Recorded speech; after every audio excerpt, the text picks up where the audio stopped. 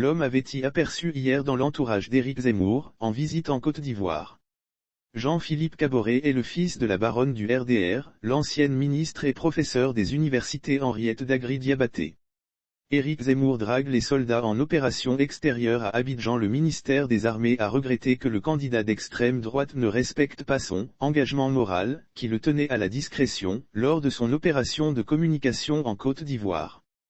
Par Cyril Bensimon et Ivan Trippenbach au moment où des photos d'Éric Zemmour attendant sa valise à l'aéroport d'Abidjan, en Côte d'Ivoire, circulaient sur les réseaux sociaux en France, jeudi 23 décembre au matin, l'entourage du candidat d'extrême droite se frottait les mains et annonçait un communiqué prêt à être publié. L'intéressé attendait d'être arrivé au camp logistique de Port-Bouët, une commune d'Abidjan, où sont stationnées les forces françaises en Côte d'Ivoire, pour parfaire l'effet de surprise en pleine fête de Noël et revendiquer le contre-pied du chef de l'État. Son équipe a ensuite laissé entendre auprès de la presse, non convié au déplacement, qu'il passerait le réveillon auprès des soldats. Il est en fait rentré à Paris le jeudi soir.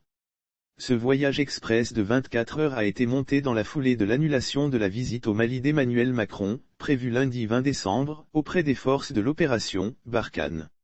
Le général Bertrand de la Chesnée, directeur de campagne d'Éric Zemmour, avait alors imaginé pour son candidat une virée à Gao, au plus près des soldats en opération au Mali.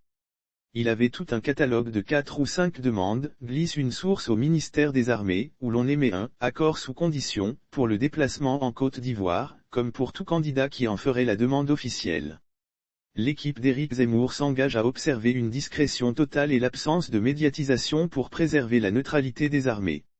Lire aussi article réservé à nos abonnés. Derrière Éric Zemmour, les 50 lieutenants d'une campagne d'extrême droite. Jeudi, pourtant, le candidat nationaliste publie un long communiqué délivrant un message aux forces armées en opération, et se dépeint en potentiel chef des armées présents, auprès des soldats engagés en Afrique et dans l'opération Barkhane. Les militaires du camp d'Abidjan apportent un soutien à l'opération au Sahel.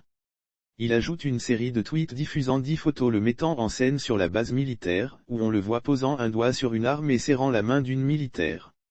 Il n'a pas respecté les règles claires qu'il avait acceptées, ni l'engagement moral, ni la bienséance républicaine, réagiront dans l'entourage de Florence Parly, ministre des Armées.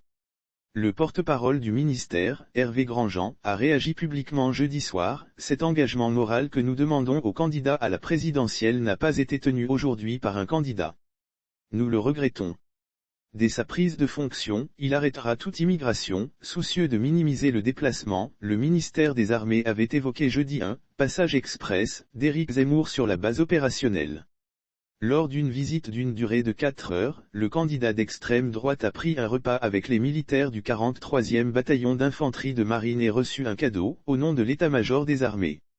Il a assuré aux soldats qu'il accorderait une attention particulière aux moyens, alors qu'Emmanuel Macron avait fait face au départ fracassant du chef d'état-major des armées Pierre de Villiers, en juillet 2017, après de vives tensions autour du budget de la défense. Éric Zemmour écrit aussi, dans son communiqué, que l'engagement des troupes françaises sur les théâtres extérieurs protège notre pays des agressions d'où qu'elles viennent, et nos intérêts, aux côtés de nos partenaires que nous n'abandonnerons pas, des déclarations qui tranchent pourtant avec ses positions passées contre l'opération française au Sahel.